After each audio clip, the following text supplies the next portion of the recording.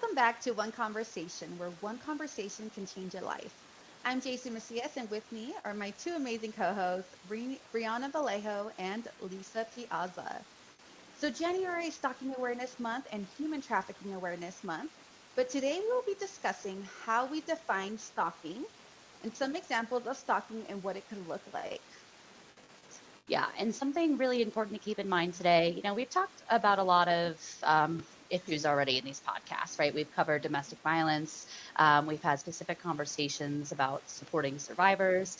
Something really important to note today: stalking. It's really all about context, right? So there's specific ways we can define this issue. There's specific behaviors that we can look at, right, and how we define stalking. But before we even get going, it's really all about context. So to just kind of give a little picture of that before we head forward, something that may seem super benign to us, something that may seem really not insidious at all, right? Like maybe a gift or a gesture that's given to somebody that could be really horrifying for someone in that situation, right? Because again, that context, we don't know what that gift could mean to that person, right? Maybe, you see someone receiving flowers and in our head, right? Like, oh, that's super nice. You got flowers from someone. But if that person's a victim of stalking, those flowers can mean, does this person know where I am? Have they found me? Have they, specifically kind of threatened me in the past, right? Maybe saying something like, the day that you get roses is the day that I come find you, right? So we have to keep that in mind as we go along. A lot of things, maybe when we're defining this, may seem like, that doesn't seem like a big deal, right? But it really, again, could be, again, when it's all in context. So we're going to kind of start here just with our definition. So Bree's going to go ahead and break down the definition of stalking for us. Yeah, so I remember when I first started working for Live Violence Free and I was learning all about our different programs and services and just more about what the people we interact with might be experiencing.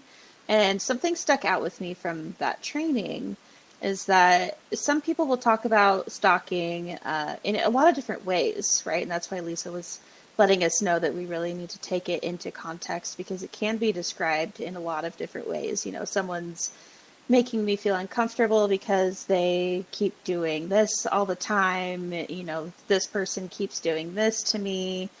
There's so many different ways that someone might describe it. But what really stuck out to me was that when it's actually reported to law enforcement, there is a key word or phrase that really needs to be in there in order for it to actually be considered by law enforcement definition as stalking.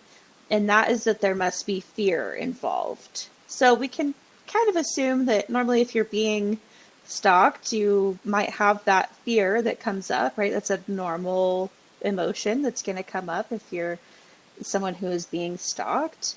But actually talking about it, you might forget to say that. You might think that it's, oh, just a given that I'm feeling fear. But it's so important that we take the definition of stalking, which is a pattern of behavior where someone repeatedly watches, follows, intimidates, or harasses you, making you feel afraid or unsafe. So that is so important right there, that fear. And so you might be experiencing it. Just make sure if it's something that you're reporting that you actually do verbalize that you are feeling that fear. Generally, if behavior is targeting one person, there's behavior making that person afraid, and it's happened more than once. So this is also where it can relate to or be similar to domestic violence, because also in domestic violence, it's a pattern of behavior. Like I said in the definition just a second ago, it's a pattern of behavior. Stalking is a pattern, domestic violence is a pattern, so it's not just one incident. It has to be something that occurs over and over where you can establish a pattern. Absolutely. And just want to highlight that word fear and also unwanted attention, right? Because it's something that the victim of stalking is not wanting. They're not consenting to it. It's unwanted attention that they're receiving from someone. So that's also a very key important factor when it comes to stalking. So with that being said, We know this is a common issue, right? Not a lot of people are aware of what stalking is or what it looks like, but we know it's a common issue, and that's why we're discussing it today. And with that being said, an estimated 25 million people have been stalked in the United States over the course of their lifetime. So, I really think it's important to let that number sink in. 25 million people are affected and impacted by stalking. About 1 in 6 women and 1 in 17 men are stalked over a year period on average in the US. So, again, it's very relevant. The majority of stalkers are intimate partners, they're current or former. So, it's something important to know. At times, people think also that stalkers are a stranger to the victim, but when in reality, it's someone that they know. And like I just mentioned, it could be a current or former partner. Also, less than 40% of victims report to law enforcement. There's many reasons why they may not report, right? They may fear reporting or talking to the police. Also, sometimes people minimize actions when it comes to stalking, right? Making it seem like it's not a big deal. Or, it may not be, if they are talking to a friend or family member, they may not be able to identify it or recognize it as stalking, right? Which is why we're having this conversation, why we're trying to spread awareness around stalking. Yeah, and I love just being able to share out too the statistic that it's majority of the time someone the person knows. It's a large majority of the time. I believe it's over 60% for women, majority of the time that it's your current or your former intimate partner, right? So someone that you've dated.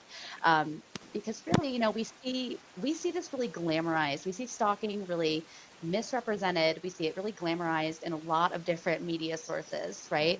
For instance, just before we started this today, I was letting our other co-hosts know I just not long ago finished the series You on Netflix. That's essentially about a extremely dangerous stalker. And the interesting thing is, right, is watching that show. I mean, I was really taken aback, but I mean, he's the protagonist of the show. He's the main character.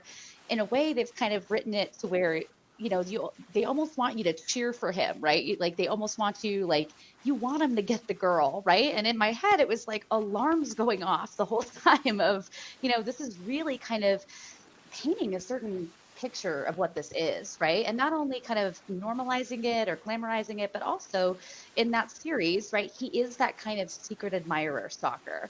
Because I know, if you Google stalking, the images, if you did an image Google search for stalking, you're going to see what? Like the hood up, the guy creeping in the corner, right? Kind of faceless, watching you. And I mean, that statistically happens, but so rarely, right? So they really are depicting that, this certain type of soccer that we don't generally see too often. And again, really glamorizing it. And that's not the only way, right? I mean, even just small, subtle things, right? The kind of common verbiage of saying things like, oh my God, I was Facebook stalking them, right? There's just a lot of ways in which we sadly end up kind of diluting this issue, right? Or maybe representing it in a way that's just really not doing us any favors, right? Because this could be such a completely dangerous issue. And yeah, and something that is going to give people a lot of fear, something that is going to control someone's life, right? Because we know, again, just like all the other issues we've talked about, that's the motivation. It's getting power and control. This person is getting that feeling of power and control by scaring someone, by kind of controlling them, even if they're not in the room, right? Even if they have that power to just maybe make them uncomfortable enough where, maybe I'm not going to leave the house, or maybe I'm going to change my daily routine because now I'm uncomfortable, right? That's power and controlling over their life, right? So we know that's the big motivation. So we just wanted to kind of start with that, right? Especially alongside those statistics. But we are definitely going to go ahead too, because there's so many ways that someone could stalk someone, right? There's a lot of behaviors that kind of fall under this category, right? And can be becoming part of that pattern, right? Of these behaviors that are happening for us to report stalking.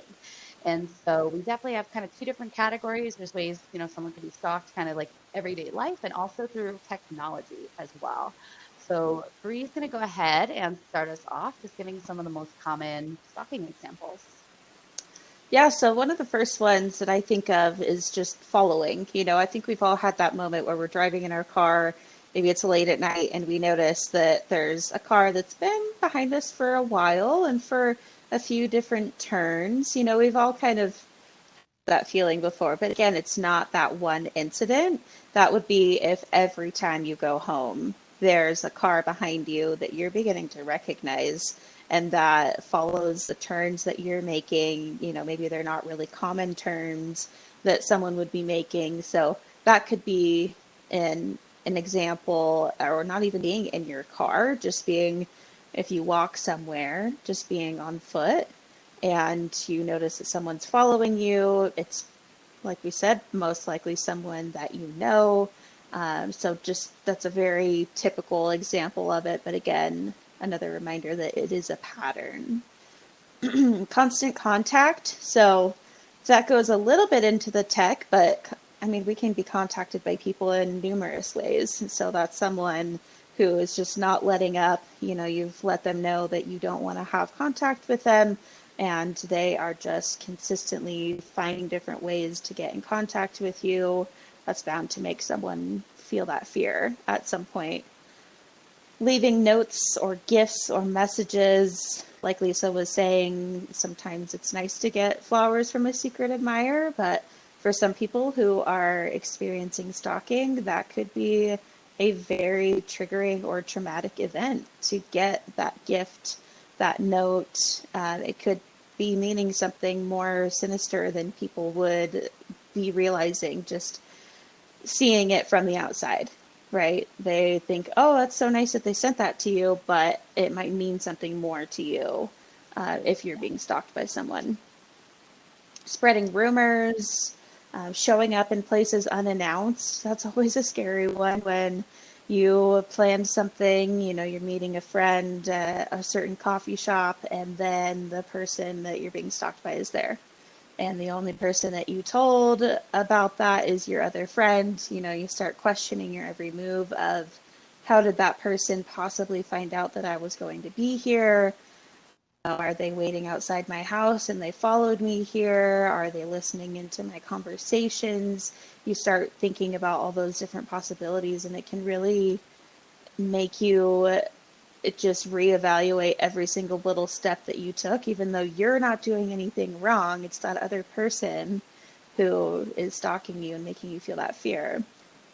I want to jump Gathering, in too. yeah, Maybe even showing up at your work, right? Or maybe even like yes, constantly. And that can not only be really scary, but also could be super detrimental to that person, right? So the showing up could be obviously super unannounced, frightening, and at the same time could like, maybe pose like a threat to that person, right? Maybe they might lose their job if this person kind of keeps showing up, right? And kind of creating these issues. So I just wanted to put that out there too, because really kind of like anywhere, maybe this person knows you're going to be, which obviously work, right? Following you home, that kind of thing. It could be super common for that person to go through that. yes, good point. Absolutely. Thank you. So, Absolutely. oh, all right. Gathering information from people close to you. So this could be something if you've told them, look, I do not want to talk to you. I do not want to have any further conversation with you. They might still be trying to kind of quasi still be in your life by talking to other people who are around you, trying to get information from them. I really like when restraining orders are in effect and they include no third party contact, because then that means that if they do try to do that, go around by talking to friends and family trying to get to you, that is also a violation of the restraining order. So highly recommend that if you're going down that route. Threats, obviously, those are going to cause fear, and that is absolutely something that can be, if you are wanting to go down that route, can be reported to law enforcement if you're receiving threats. Breaking into a residence or any other property damage, which is really common. Someone trying to break in because they've just had enough of you not talking to them and they're taking it in their own hands. Any kind of property damage, think about if it's a cell phone or if it's something that you own that maybe isn't in your house and they're damaging it. They a lot of times when someone is stalking you, they know the buttons to push on you and they know what's Yeah. going to get that rise out of you. And so they're going to do what they can to push those buttons to make you feel that fear and to make you know that they are there, that they are doing this, they are causing this. Yeah, maybe even like scratching up a car, right? Because that car is important to Yes. them. Yeah, really, because again, if you know someone that well, right, it's kind of easy. And if you really want someone to talk to you, right, and they're just not, yeah, there's probably a lot of things that person can think about, right, knowing them, but like, ooh, I know how they'll talk to me, right? Like they got to address me if I smash that car up, right? Hmm. So yeah, I think highlighting property damage for that reason is super important. Yeah, cars or even pets, or talking about also interfering with custody arrangements. It's all those things that they know it's something that's really important to you. So they're going to mess it up in order to mess with you because they know it will work.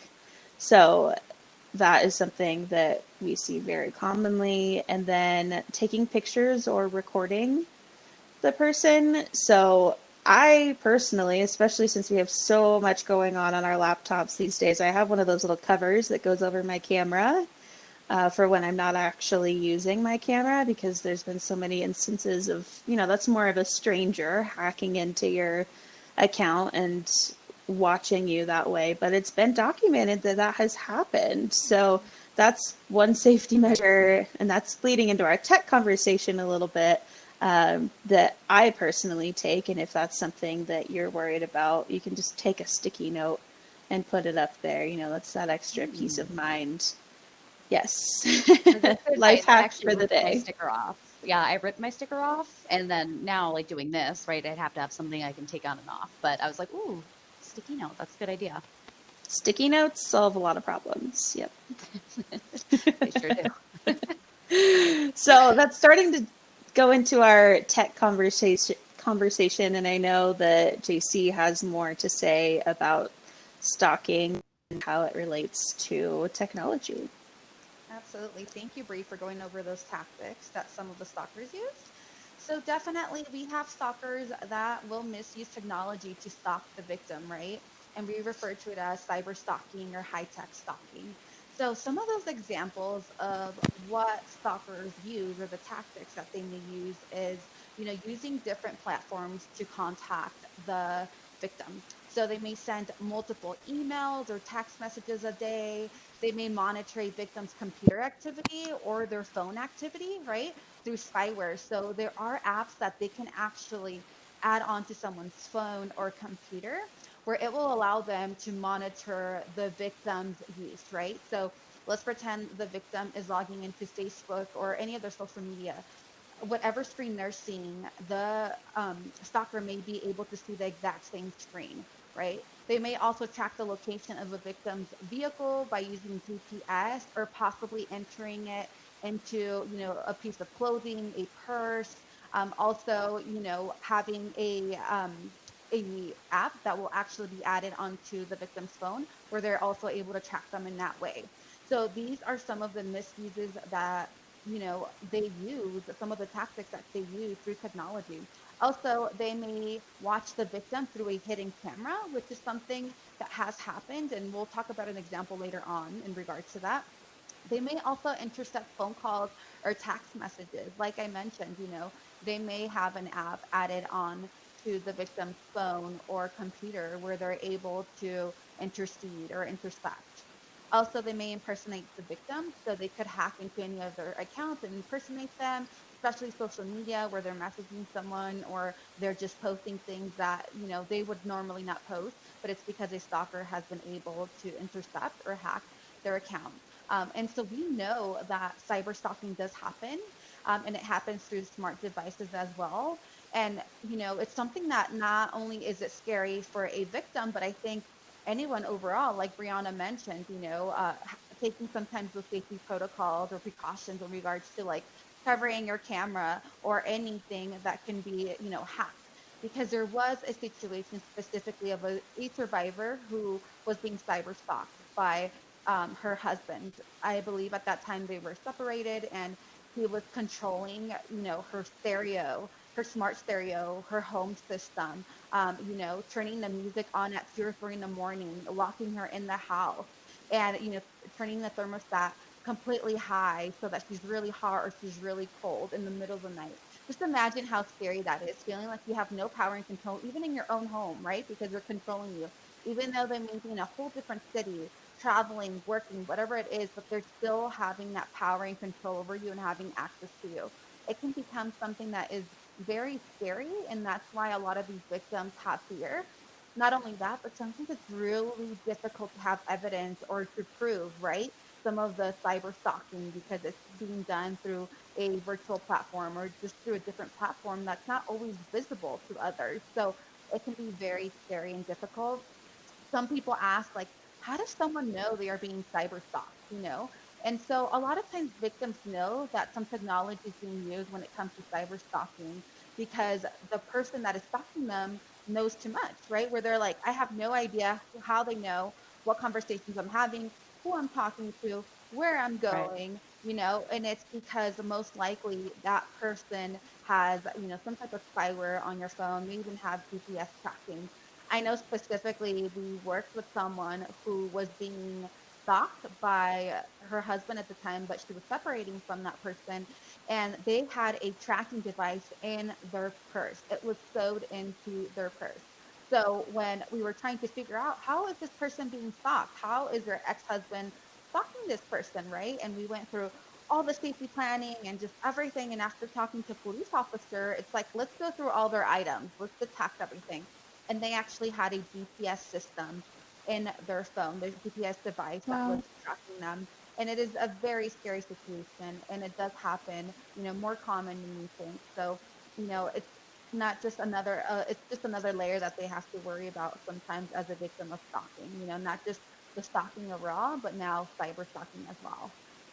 Yeah. I can't imagine like that feeling, right? Because I can really in my head in the way that again I've no like lenses for this experience. So I really do not know, right, or understand. But I can only imagine that feeling of just being so hyper vigilant all day, Hmm. every day, right? Just like worried about where this person is, what their intentions are. I mean, even if this person hasn't like really like done anything, right? Or you've seen them in person, still, right? Like when someone's kind of willing to go out on a limb and make us uncomfortable, there's something to that, right? And when someone is Hmm. spending a lot of time and energy, that's terrifying, right? We begin to think like, why and what else and what are they capable of, right? And so I can only imagine, and maybe it seems silly, oh, this person's turning the lights on and off. But no, because in reality, if my entire day is kind of me like running the engine full throttle, right? Just being anxious, looking over my shoulder, wondering what's next, that is going to be such like it's just an exhausting, right? And So fear-led exhausting. life. Hmm. Yeah, like there's going to be so many things that I may just not do anymore because I don't want to risk, right? Like putting myself out there or getting into a Hmm. situation. And just regardless, that feeling of always, you don't know, maybe you don't know who they are, or maybe you just don't know really what their intentions are. If you do know them, right? Why are they doing this? That is a super overwhelming feeling. And again, kind of back to the beginning, why we say a lot of this is about context, right? Again, maybe we look at some of those behaviors, like calling a lot. Maybe someone's out there listening right now that's like, well, one of my friends calls me a lot, right? This is a lot different. There's this is fear involved first and foremost, and also again we talked about this is commonly someone you dated either currently or an ex of yours, right? So now this person again is going way above and beyond their means to make sure that they're not going anywhere in your life, right? And they're Hmm. willing to kind of do all of these things to push your buttons, make you feel afraid, make you uncomfortable, especially maybe in tandem with all the abuse going on in that relationship, right? If you watched our domestic violence episode, if you listened to all the things going on, right, in that situation, that victim or survivor already feels so powerless. So imagine trying to leave and now you feel this too, right? And now you feel again this level of control. And it's why this is so important. And sometimes it is hard to report, right? Imagine knowing someone's installing spyware because there's no way they would know that unless they were in that conversation, right? But how hard is that kind of to prove to police, right? When police have to have evidence, right? And so a lot of this, it becomes super tricky. And it's so unfortunate, right? How stalking can really kind of just take that full power and control away from somebody, right? And so, kind of in light of that, we want to just make sure, because we're going to talk about considerations, safety planning, always, right, as much as we like to educate and kind of give you the definitions and tell you what things are, we also want to just wrap you with support and resources as well. And so, first, I know I said this before, let's just not glamorize stalking, right? I'm not going to say like no one else in the world can watch the series You, right? But I can say if you're going to watch it, it is just riddled with so many just wrong messages. I'll say that absolutely, right? Mm-hmm. And also again that verbiage, right? Like he was stalking me online. We have to be really careful. Again, this is something someone's going through that's more than likely going to be ultimately life changing for them, right? So we're really diluting what could be the most terrifying experience for someone else and just kind of making light of it, right? And so another thing before we get deeper into some considerations, we want to make sure too, if we have a feeling or just in general, it's a good idea for everyone to do this. Just go on your phone and maybe look at security settings. Maybe you're one of those people, all your accounts are public and you're like friending everyone, right? Or maybe you're sharing, you're checking in. Maybe you have photos up that kind of show the street name of the street you live on or the front of your house with a house number, and you kind of haven't considered that, right? So it's always a good idea to kind of keep that stuff in mind. And I have, before we get to safety planning, one last tip, right? And this is where we talked about, let's say you're in this situation and someone is following you, right? And this, I mean, this could be just someone following you or stalking, right? This has happened more than once. We know that's the definition, right? It's not just one time. But if someone is following you once, or this has been an occurrence, right? Someone's behind you, and this is like taken from self-defense, like seminars we've co-led, right? If someone is following behind you, again, think about it. They're trying to power and control you, right? That's what they want. They want to victimize someone. They want to make you feel afraid. That makes them feel good. So if someone's following behind you, the best thing you can do, especially, I mean, if you can get really quickly somewhere where it's more populated, try to do that. But the grand scheme of things, you want to turn around, face that person, look them in the eye, because first off, now you're showing them, I'm not afraid of you. Second off, now you've seen this person, so you know what they look like, right? You can identify them, you can, describe features, but look at them and address them and actually ask them, looking right into their eyes, are you following me? Because at that point, right, you're going to do one of two things. Either maybe this is someone that had a weird speed walking behind you, and maybe they're going to be like, whoa, oh my gosh, I am so sorry. And you may for a second feel like you look like that crazy person that's like, but no, you're really not, right? Because if you feel like someone's too close to you, right? And if they did have the intention of doing something bad to you, then yeah, you really want to like turn. You want to kind of, again, give them that look like I'm not the one to mess with. And at the same time, like I'm also willing to address you, right? So I'm not the one to victimize. I'm gonna kind of stop this right from the get-go, right? Because then again, you had the option, they turn like, oh my goodness, I'm so sorry. Or this was someone that was willing to, kind of creep you out, trying to victimize you. And maybe you've shut that down, right? Because you've kind Mm-hmm. of just gotten loud and gotten in their face. And so quickly, I was telling my two hosts, my mother taught me this lesson so early on. My mother always said, if someone's following you, you have to be loud and crazy. And she said, I know this works. When she was 19 years old, her and her two, it was either like her sister and her girlfriend or a cousin, something, but her and her two friends were walking into this popular like dancing club at the time. And so on the way in, they noticed a super just like odd seeming guy kind of sitting on the hood of his car, just kind of sitting there chilling, just like watching all the women walk in and just being like very creepy, right? Like they can kind of tell like this guy's a little creepy. And they paid him no mind. They went in, they were there for hours dancing. On the way out, my mom's like kind of walking with her girlfriends, arm in arm to the car. This guy was still there. As soon as they walked out, they see him still sitting there. And as soon as they walked out, he got up and started following behind them. And so I guess, whoever my mom was with at the time was kept kind of looking and looking. Oh my God, he's getting closer. He's getting closer. And finally, my mom just turned around and was like, get away from me, like as loud as she could, like look this man right in the eye. Like she just went like DMX on him. And this guy just like turned and then just walked away, right? Because he was just like, I'm not the one. Maybe you see us, maybe you see three girls, and I'm kind of holding up this one, but like, right?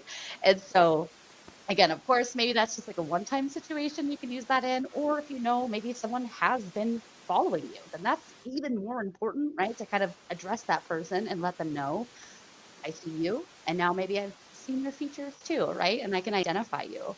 And so, some small things right off the bat to keep in mind, but we definitely have some other considerations as well, especially kind of talking more about safety planning, right? And if you're someone in a situation where things have really escalated, it's not, again, someone just following you a few times or someone you don't know, this is a really maybe dangerous situation. There's a lot of ways in which we can kind of try to make these considerations and protect ourselves a little bit more. So I know JC definitely has some to start. Yeah, absolutely. So, one thing that we know is that a lot of victims of stalking feel pressured at times by their friends or family members to simply ignore the stalker's behavior or minimize it, right? They may say they just have a crush on you or you just have a secret admirer, right?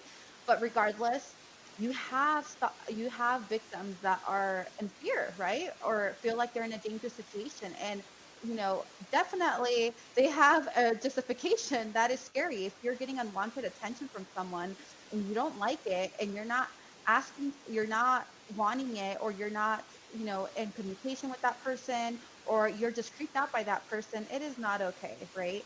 And so, with that being said, it's really important to have some safety protocols or just tips for you to know of so that you're able to implement them, right? And so it's really important for you not to travel alone if possible, right? So let's pretend this stalker is stalking you after work. Maybe when you get off of work, this person is following you or is just around the corner watching your every move, right? So it's really important for you not to travel alone if possible. Use the buddy system, right? Maybe let a coworker know what's going on and have someone walk out with you. If you work for the casinos or an area where there is a security, that's what they're there for. They're actually able to help you with that and they're able to walk with you so that you're safe. And then, also a very important thing is to notify your friends and family, any neighbors, or, if you're going to school or if you have specific coworkers or supervisors about the stalking, right? So if you are in fear now and this person keeps stalking you, it's really important for you to let those people around you know so that they know to look out for this person, so that they know to, have your safety in mind, to walk out with you, to know, where you maybe when you're leaving work, to know kind of when you're getting home, specifically if it's a friend or your partner. So it's just really important to kind of increase that support system, right? And for them to be aware of what's going on. Also, it's important to develop a code word, right? This is something that we also do with domestic violence victims, and it's just as important for stalking victims, right? You want to make sure to have a code word that you can use. If the stalker is even present, maybe the stalker's right in front of you, and you're like, I don't want to say, oh, he's here or she's here, right? But maybe Yeah. you can text that word or you can call someone and use that word. So obviously you want to use a word that is not transparent to the stalker that you're talking about them. So you don't want to say stalker or he's here or she's here, right? Or yell out like pineapple. Right. But maybe it's like, lake, like I want to go to the lake. And Mm, obviously during winter time, you're like, what do you mean? But it's a word that you want to use and talk about with that person that you will be providing a safe word to if that stalker's there, right? And really having a full on discussion of like, if I use this word, that means the stalker's nearby or they're in front of me, or I'm in fear because they're here, right? So you yeah. need to call 911 or you need to get me help. Yeah. So making sure that you kind of create that, that secret word or that safe word. Also, increasing home security, right? So this is really just dependent on how you're feeling and what has been going on in kind of your situation, right? So if you have someone that has been following you at home and you are feeling unsafe and in fear, one, you can have a home system, right? Two, you can also get, specific deadbolts installed or window locks. I know that we had someone specifically that we were working with that was very afraid of their ex-partner who was stalking them, and they wanted window locks, and they wanted those extra precautions in regards to their door and their windows, and that's what made them feel safe. And that is justified, and that is a perfect reason for you to take those extra steps and get the help that you need in regards to that. Again, getting that home security system if needed, or maybe motion activated outdoor lights, right? Sometimes when the stalker feels like they are in sight or people are aware or they are just, perfectly visible, they may be afraid. And so, if you have those activated lights, then it may stop them or at least prevent them from going, at night, or it may make them think about it twice. So that's also a very important thing that you could do. And a very important safety tip is to make a police report, right? We are always here to suggest these safety tips to make sure that you are as safe as possible in your situation.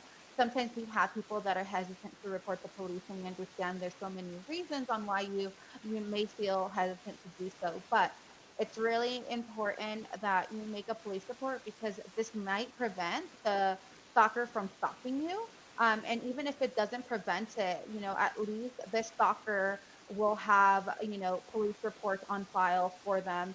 And not only that, but, they could face legal consequences, which is really critical and important in your situation, specifically if you're trying to get a restraining order.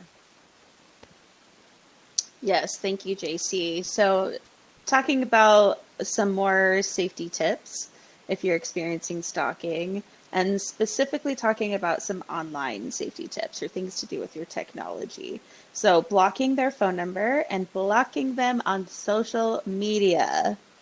And not only you blocking them on social media, but asking your friends to block them as well, or even asking your friends to report their account as spam if they maybe created a fake account so that they could try and follow you. That's something that even I don't have anyone that I'm currently experiencing stalking from, but sometimes I'll get a weird request from an account on Instagram that has like 7 followers and they've posted like 2 photos and they're wanting to follow me. And I think like, what? Is this a real person? Are they just trying to, because my accounts are private. So I'm wondering, are they just trying to get past the privacy on my account? So Right. always delete those. If you don't know them, always better to just say, no, you don't gain that access past that privacy wall that I've chosen to put up. Mm-hmm. Changing your phone number and email address or creating new ones for daily use. So I know that this can be definitely hard to do. My phone number is attached to so many different things. My email is attached to so many different things. But if it means, when Lisa was talking about you have that all day, every day sense of just checking your surroundings and being so vigilant about every little thing that you do because you're aware that every little thing might be that person stalking you. You're just thinking about it all the time. It might be worth it to go through those changes to change your phone number and to change your email address so that they can't access you in that way. Increasing security on all of your devices. So making sure that, your computer and your phone, whatever technology you have, that they're all up to date on their security, spyware, all of that. I don't know all the correct terms for that, but definitely do the research on that and make sure that you don't have, maybe if it's a internet that you are doing in a public place, at a Starbucks or something like that. Just be aware of what you're doing while you're on that public internet. Maybe the things that involve your personal contact information, make sure that you're doing that in the privacy of your own home where you have your internet that is locked by a password. Turn off location sharing, especially in Snapchat. I love talking about this one. Snapchat, those lovely people over at Snapchat, a few years ago, well, I mean, it's probably like 5 years ago now, there was an update where it would automatically share your location unless you went in and physically disabled it yourself. So we never really know when an app is going to come out like that. So maybe just getting in the habit of checking your apps every now and then. Sometimes I have an iPhone, and sometimes I'll get an update and something weird will be going on with my phone, and then I'll go in and learn that it changed in that update. I'm like, whoa, I did not consent to that. It happens all the time too. Yeah. You're asking for my permission. Yeah. And so understanding that the apps you download knowing what information they can access and any updates you have on your phone or on the apps, knowing what it means to have that update, or just going in and double checking, what apps are allowed to share your location. I went through and did that pretty recently. I went through and disallowed almost every single app from ever allowing my location, like Walgreens or something like that. Like, why do I know where my Walgreens is? You don't need to know where my Walgreens is. Yeah, they do not need to keep tabs on me. Walgreens You is really don't. good. They don't need to know where I am. I Yeah. will happily put in my zip code. You don't need to find that out for me, but thanks. So Yeah. But I looking feel like into in a all of that. way, yeah, in a way, it's like we're so used to that though. It's like the world is now, and Yes. technology, it's like in a way trying to make everything so convenient that we don't have to think about it.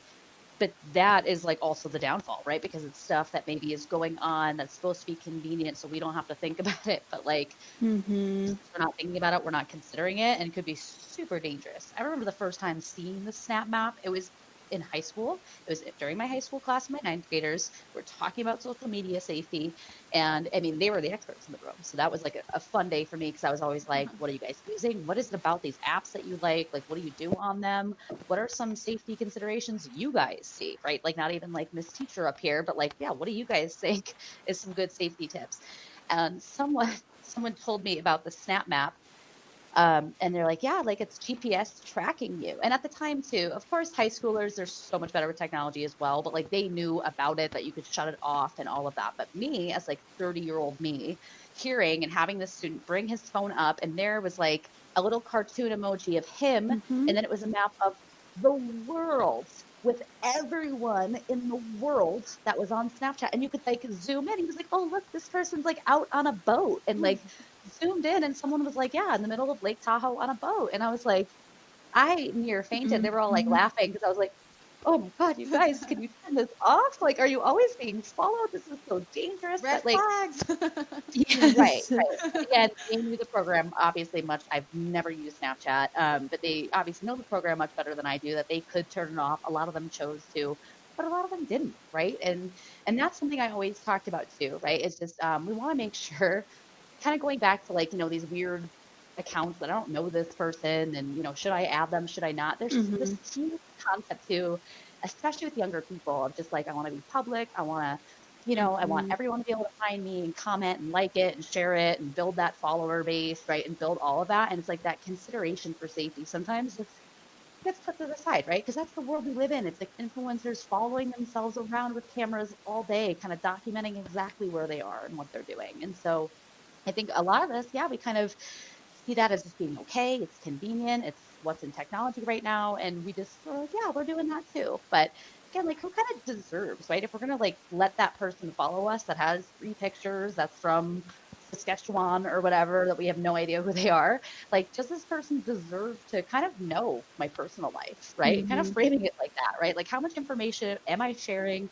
To whom do these people kind of deserve to know me in my life, and deserve to kind of know this information about me? So keeping that in mind for sure, right?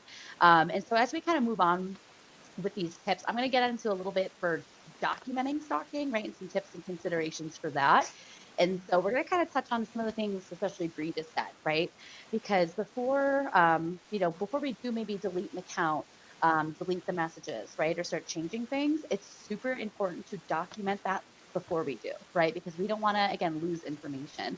And so, Mm-hmm. really, I mean, you want to start kind of making a really detailed, you can even write a list of incidences, time, what occurred, but especially if things are virtual, we want to really be screenshotting everything. We want to make sure that we have a screenshot of that call log with all those calls from these many days, of the messages that were sent, of the DMs that you're getting on whatever social media platform, right? Or whatever ways they're interfering with that. And so document everything, even if it's such a small incident, it does not matter, because if you're actually being stalked, right, we know it's more than one incident, and these things are going to add up, right? And when you are perhaps trying to build a case, get a restraining order, that will be super important, right? So Mm-hmm.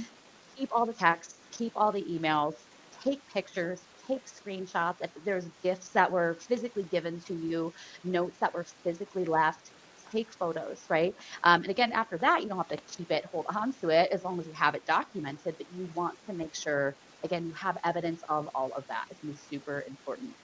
Um, and so again, after that too, at that point, yeah, make sure they're blocked from the account, right? And maybe from friends' accounts as well, because that's a super easy way that someone could really, without your consent, right, just kind of keep hanging around if you say, like, don't talk to me, but then they choose to involve friends and involve family. Because then obviously friends and family are going to let you know.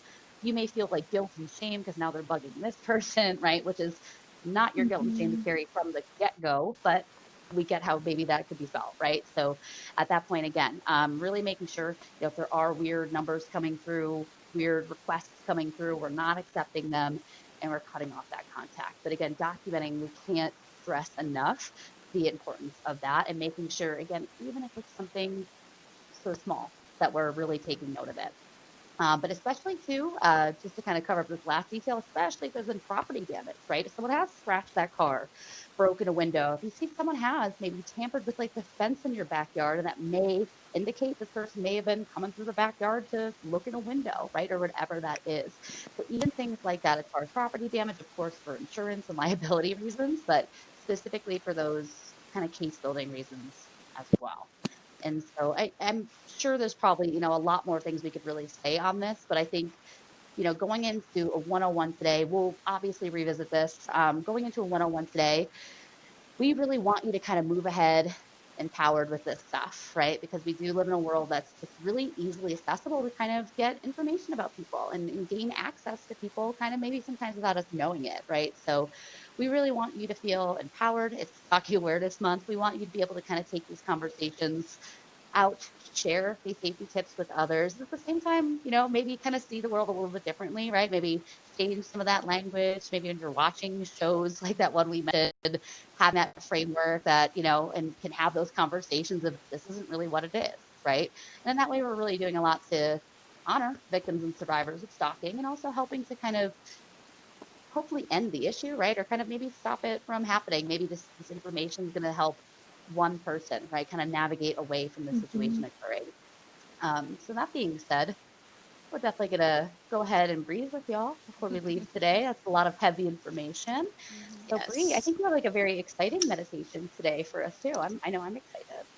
I do. So I was sharing with these ladies that when I originally did this meditation, it was during a webinar, and I remember kind of like opening one eye to take notes throughout the meditation because I was enjoying it so much. I didn't want to forget all of the little steps. So I hope that I can do this justice so that you guys really get everything out of this that I got out of it. So if we're ready, go ahead and get yourself into a comfortable place. I'm gonna do it for myself as well. Just get into the meditation mode here. So if you're able to join us in this right now, make sure you're getting into a comfortable space. Go ahead and if it feels good, go ahead and close your eyes. Just come into this space, start being aware of your breaths. Go ahead and take 3 deep breaths.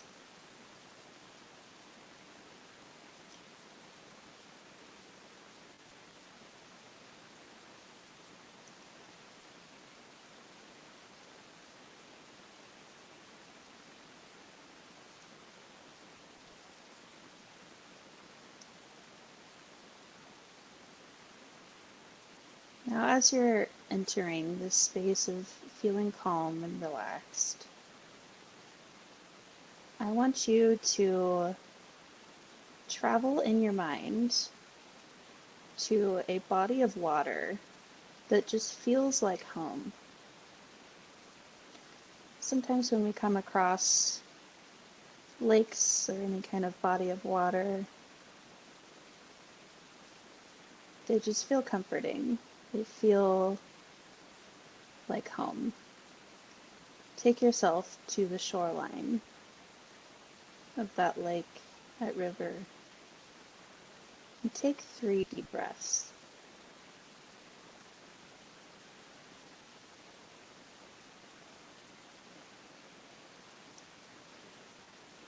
breathing, keep in mind that the weather you feel is your favorite season. No matter what that season is, you feel that air around you. You feel it on your fingertips. If there's a little bit of a breeze, you feel it through your hair. Really immerse yourself in feeling that season around you as you're at your favorite body of water. Take 3 deep breaths here.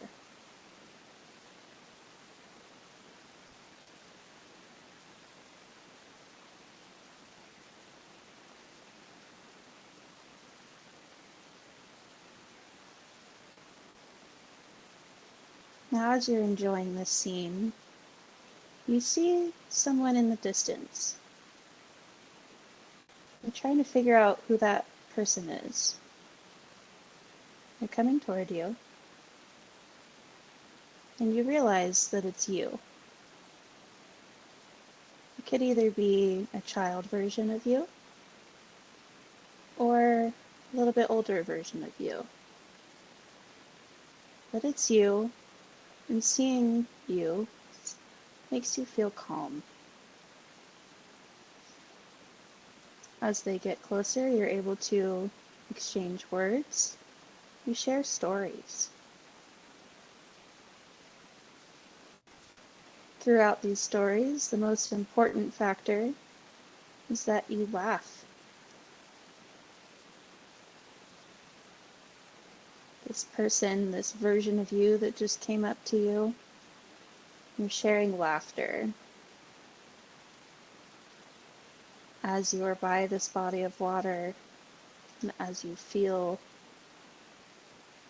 your favorite weather around you. Take 3 deep breaths.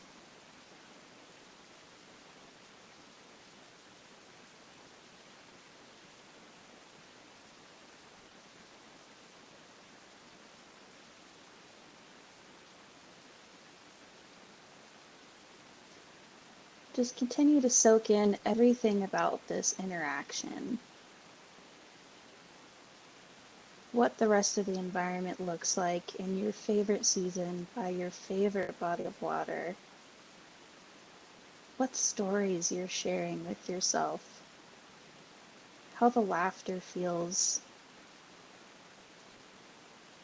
Soak in everything that's happening at this place that feels like home.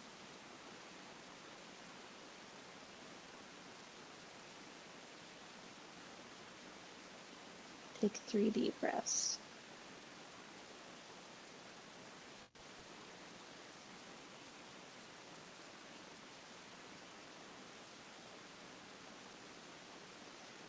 Now we're going to come back from this experience. Slowly make yourself aware in the room you're in. Gently leave that space you had created, that visualization. It'll be there for you again. Thank yourself for taking this time. You can flutter your eyes open, wiggle your toes,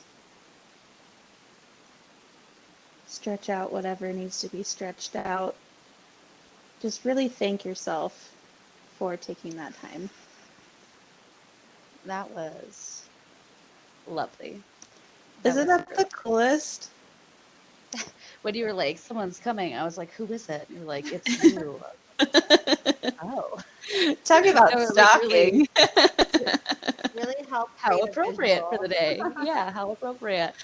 No, that was so nice. But before we kind of jump into our little outro, I remembered something kind of as I was coming out of that.